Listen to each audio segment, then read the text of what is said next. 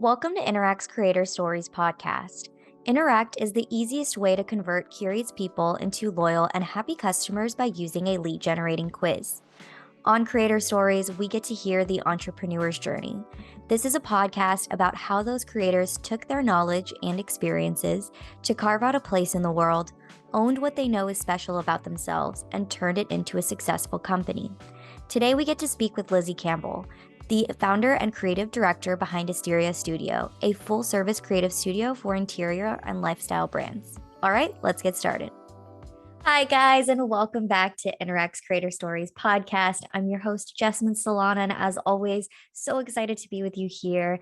And today I have with me Lizzie Campbell. Lizzie, thank you so much for being on our show with us. You also did one of our Quizspirations, so keep an eye out for that. But yeah, do you want to just jump in, say hi, talk a little bit about your business as it is right now? They got the formal sort of breakdown, but in your own words, and then take us back to the beginning. How did you get started in all of this? Sure. Well, thank you for having me again. This is exciting. Yes, like Justin said, my name is Lizzie Campbell. So I am a branding and web designer. I own my own branding studio called Asteria. And so we typically partner with like female-led lifestyle and creative businesses. So we create branding, web, packaging, all sorts of fun stuff. And so I have been doing that full time for nearly 4 years now. Sorry, my dog. We love dogs on the show, so it's okay. And so I technically got started way back in 2013. So I was a freshman in college and I was a journalism major. And I was just feeling really like not creatively fulfilled by the journalism classes. Like, for those who don't know, like you can't really be all that creative with journalism. You have to like be very like stick to the facts and stuff. And so it really just like wasn't what I was expecting. And so I wanted a creative outlet that I could just kind of like have. And blogging was really, really big back then. Seems sad to say way back then, but it was a while ago.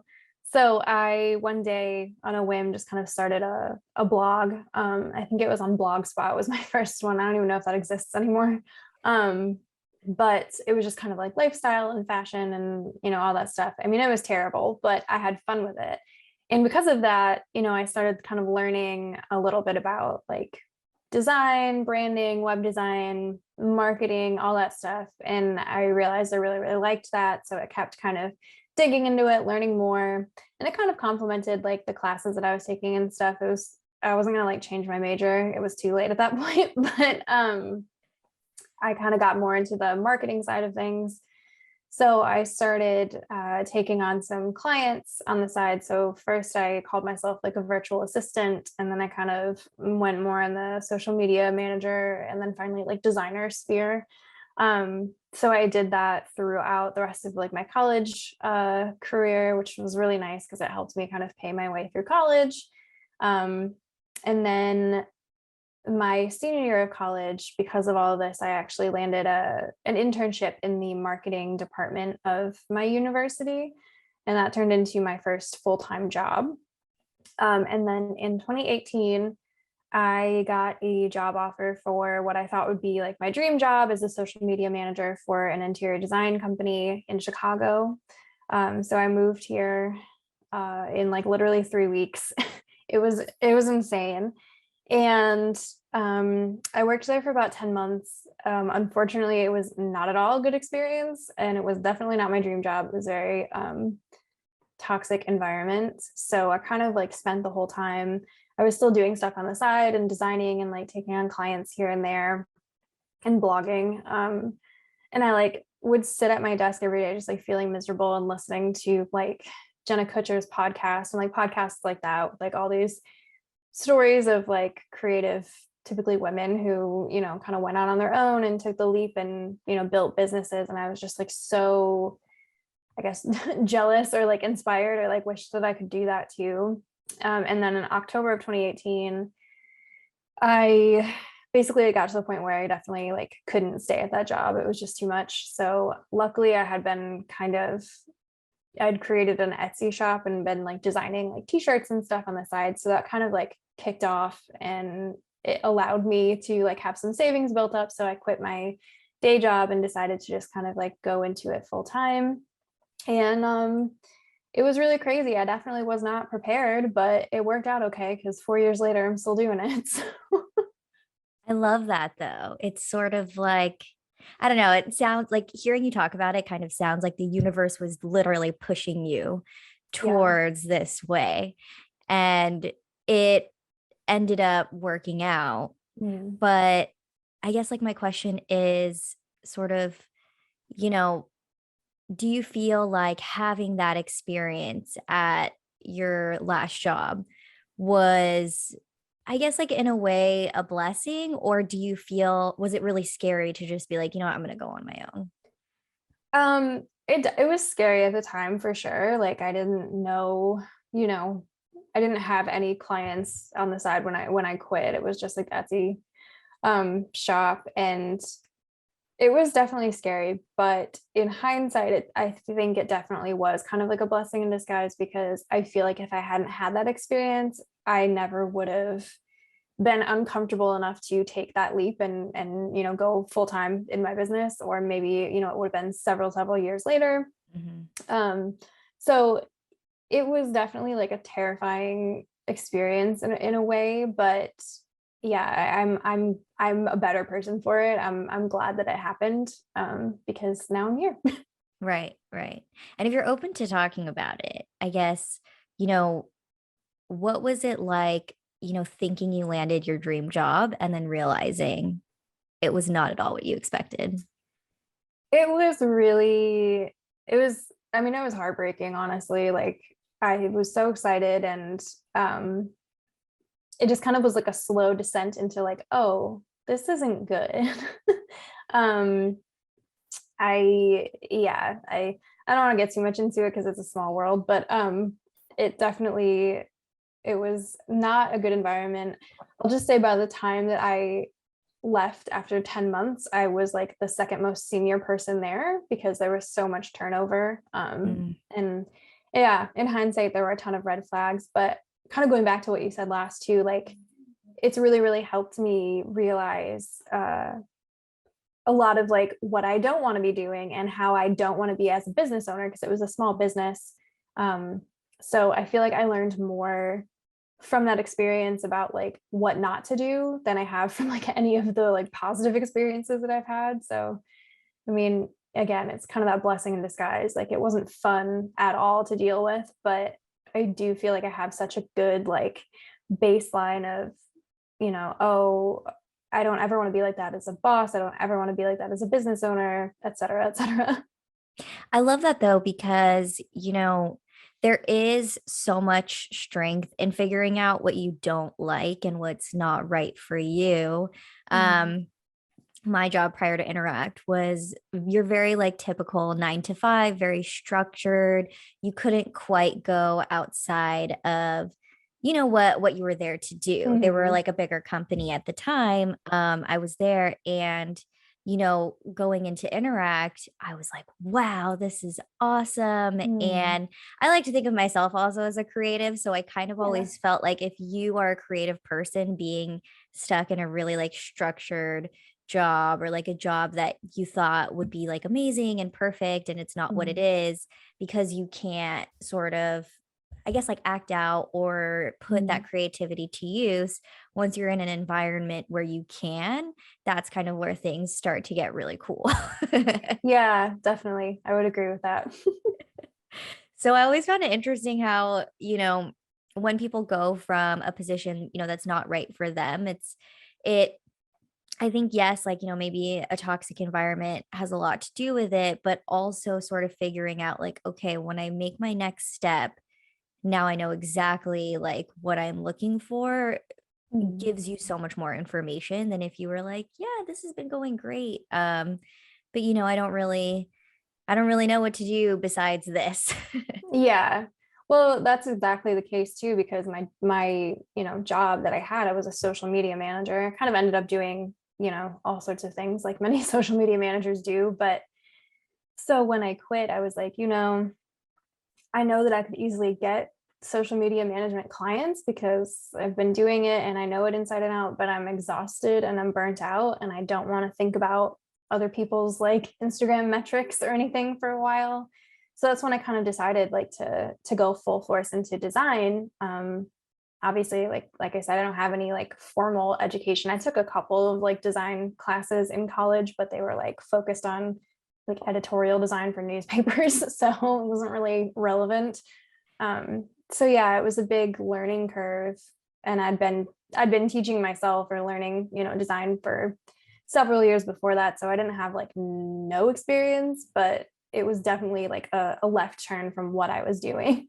I will say, looking at your website, I would have never guessed that you had like no formal education on it or real practice. I mean, I know you did, but if you were to tell me that, I'd be like, no way. Mm. So if you guys are listening, you should go check it out because you'll be like, there's no way. Yeah. I definitely feel, and I like from talking to other designers who did go to design school, they all kind of said the same thing, that I feel like most of your learning and most of your like experience comes after school anyways. So like Mhm. you might learn the specifics of like Adobe Illustrator, but you're not going to necessarily know how to like design for clients and stuff like Right. that. So yeah, I think experience on the job is the best teacher. Yeah, I hear that. I hear that a lot.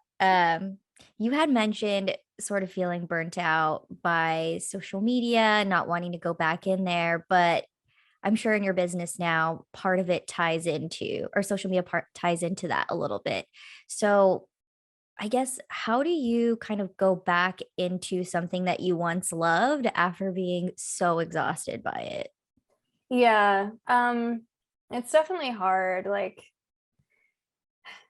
it's always been easier for me to do it for myself, I guess, because I don't have to think, or I guess I would say rather I don't think so strategically about it. I just kind of post, not necessarily just what I want to, because I do have a business that I'm trying to like promote and run, but um it is a little bit different because I don't have to like try to get in the mindset of like somebody else or a different brand.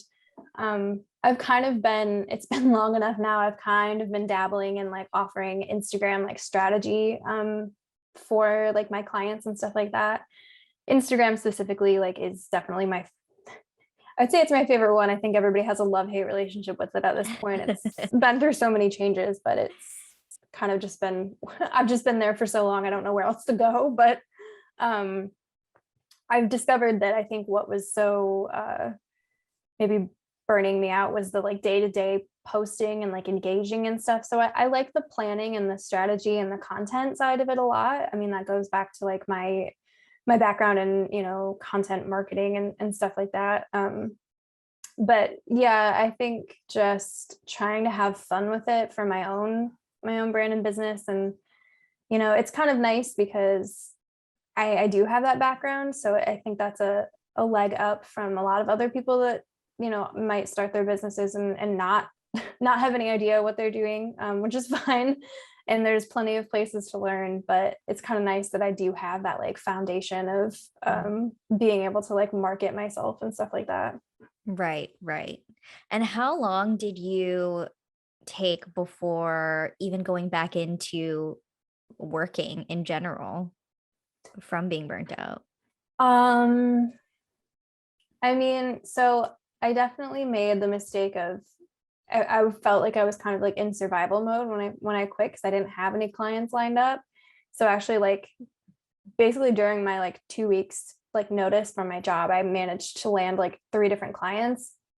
And the first two were social media because again, it was something that I knew I could easily find. And I did like a terrible job because I was so burned out and so tired. And I still like 4 years later feel so guilty about that because I just did like, yeah, they were short-lived projects because of that. But that's kind of the final straw that was like, I can't do this anymore. I need to focus on what I actually enjoy.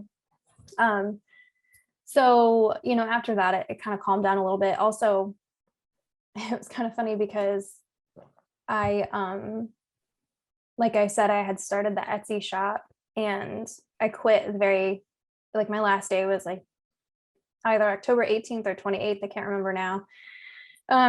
So it was going into the holiday season, which means that my Etsy shop like kind of exploded.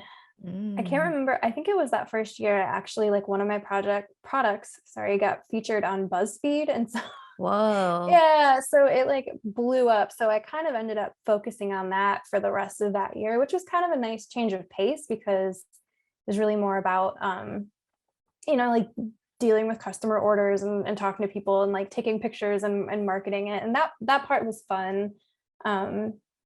So that was kind of a nice like break in between the hardcore like working with clients thing. So then the beginning of the year it kind of picked up again with that one-on-one kind of work.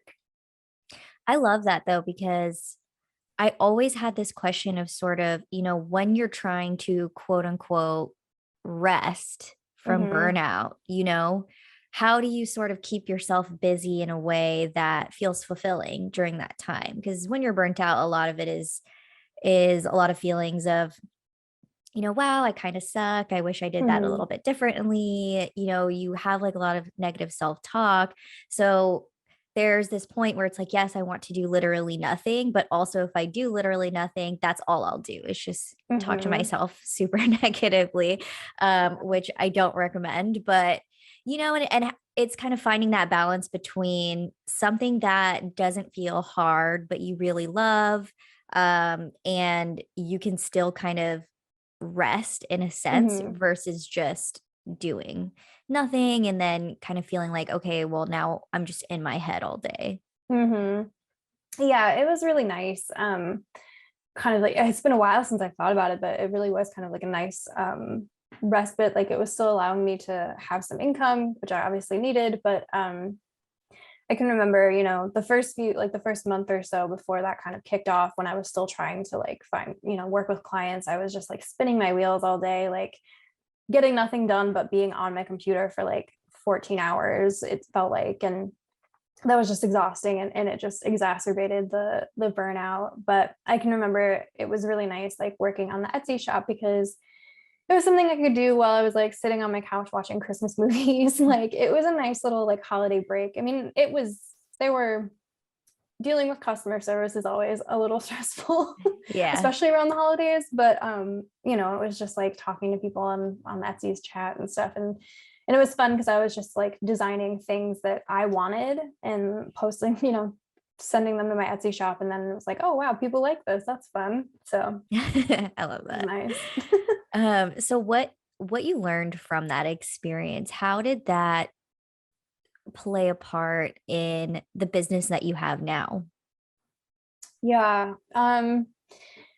I feel like there's so many things that I still draw from both those experiences of first starting out on my own and from being in that toxic job. Like I learned very quickly like what I can and can't tolerate and how to walk away a lot more quickly from things that are burning me out or things that are, clearly not healthy, I guess. So that's been really helpful. I feel like my boundaries, like personal and professional, just got so much more resilient throughout that whole experience, which is something that you really, really need as a business owner. Um, so I got a lot better at, setting those and, saying no to things when I knew it wasn't right for me. Which is always scary at first especially when you're just starting out because, you're like, I need to pay my bills. Mhm. But I also know like if I take this project, I'm going to be miserable and it's not going to be like good work. So that's definitely an important lesson is like learning which things to turn down and which things to say no to. I also would say just the whole experience with the Etsy shop has cemented in my brain that it's always a good idea to have like diversified like streams of income just because you never know. And like I don't have it right now. I'm actually working on like setting it up again. It took a break after the pandemic was hard on that Yeah. kind of thing. But it's kind of nice because typically around the holidays every year, client work, slows down because everybody's spending time with their family and they're not thinking about that kind of stuff. And so it's nice because at that exact time, the like e-commerce side of things ramps up And so it's kind of good to like shift to that and have something coming in while your, one-on-one projects are maybe slow. So there's been a lot of different ways over the years that I've kind of diversified income, and it's always just nice to have a cushion in the background of passive income. It's definitely not passive, but it's something else. So That's it's great helpful. advice though. How do you find it difficult to make that switch when you need to? Sometimes, yes. It really just depends. So I have ADHD, which is kind of both a blessing and a curse for being a creative person. Because it means I have a ton of ideas all the time, and my squirrel brain is like bouncing between them. So if I'm in the zone on one thing and I need, like, if I'm, really into like designing new products or something, but I know I have like a client deadline coming up, it can be hard to switch back over and force myself to like work on the client stuff. Um, but that's something else that, after years of dealing with it and years of like running a business and stuff, I've learned ways to kind of cope with that, or like plan my schedule around that kind of thing to give myself a big buffer so that I can, work on the things that I feel motivated to work on in the moment and not like run myself up against deadlines. I like that.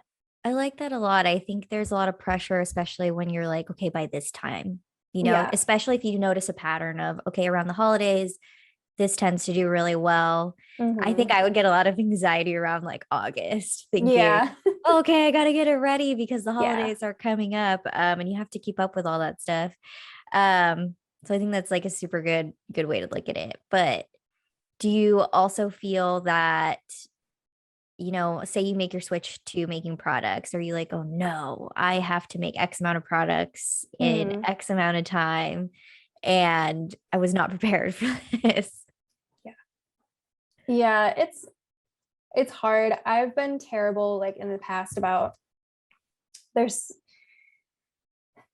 by the time it's like you said, August, you're supposed to be planning out your like Christmas Mhm. things. And, I'm not good with forward planning like that because of just the way my brain works. So the first couple of years I would get really frustrated and be like, oh my gosh, like I totally forgot about this. Like now I have to like cram in, try to make a bunch of Christmas products at the last minute. And by the time they're ready, like nobody, nobody wants them anymore. Um, I've kind of just decided to just go with the flow at this point. I'm not, you know, trying to do any crazy like holiday themed campaigns or anything. Like if I remember and if I feel motivated to do it ahead of time, I will. But I've kind of like learned to just give myself the grace of like, people will buy what they want to buy Mhm. and it doesn't really matter.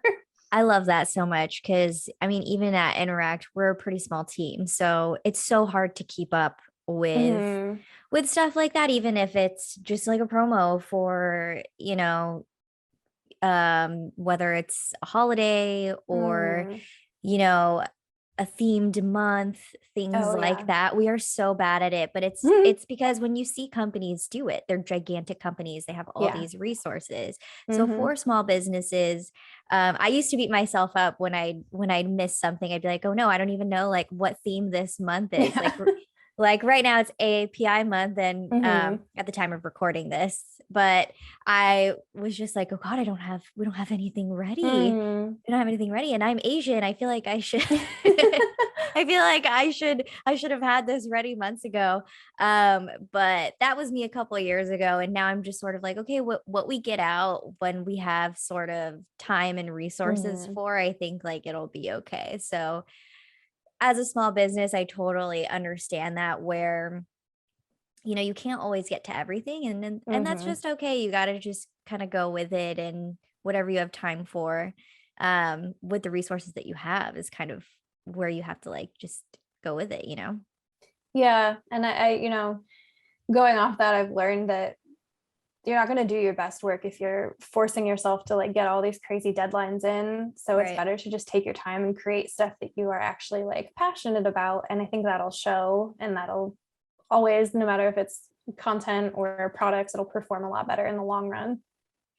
Yeah, I've definitely noticed that. I like to play around sometimes on social media for myself, and um not that I have like my own small business right now, but every time I post something that's totally off of what I'm comfortable posting, Mm-hmm. it never goes anywhere. I do have like a Mm-hmm. public profile for Instagram, but it never goes anywhere. And then when I post something that I'm like, wow, I love what I said here, Mm-hmm. I just happen to pick the right hashtags that have to do with this. And boom, there you go. I think like Mm-hmm. my best reel got like 13,000 views, and it's the only time it's ever happened to me, but it had to do with self-care Mm-hmm. and really listening to yourself and whatnot. And I was just like, oh wow, maybe is this my niche? I don't know. Yeah, I think somehow when you create content that you are really like passionate about it, it's really like authentic, somehow that like shines through and can like overcome the algorithm. I think people can really tell. Whereas when it's just like, hey, we're having a sale because it's Black Friday, like, okay, Yeah, cool. great. I love that. I think that's awesome. And, it's actually a great way to sort of prevent burnout in the Mm-hmm. future, right? There's sort of different practices. And I mean, that's not to say that burnout will never happen again, because Mm-hmm. stuff happens, life Yeah. happens.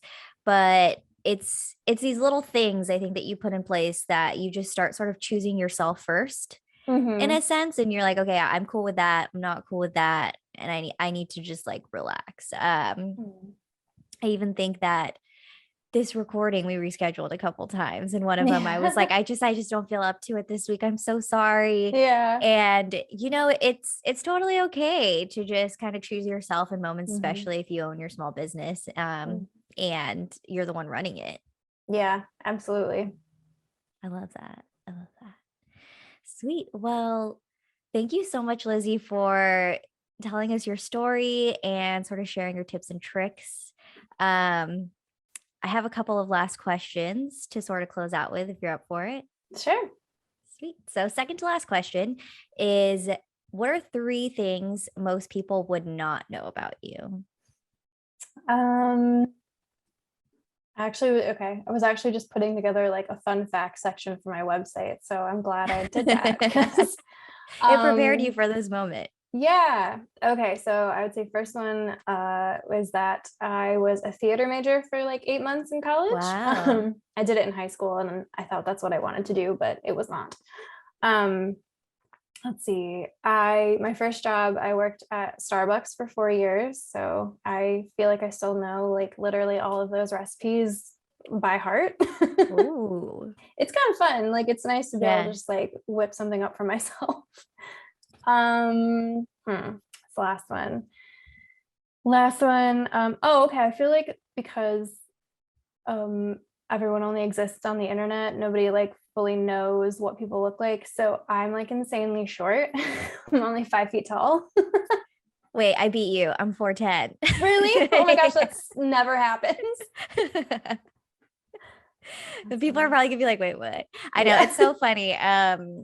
One of our contractors, she's in Tennessee, and she saw like a team photo of us recently, and she was like, I did not realize you were so Mm-hmm. short. And I was Yeah. like, it's weird, because I mean, obviously I've known how tall I was my whole life, but Yeah. I would have never guessed you were that short Mm-hmm. either, just by I mean, we're only sitting down, but Yeah. it's so weird, right? Mm-hmm. It's so weird.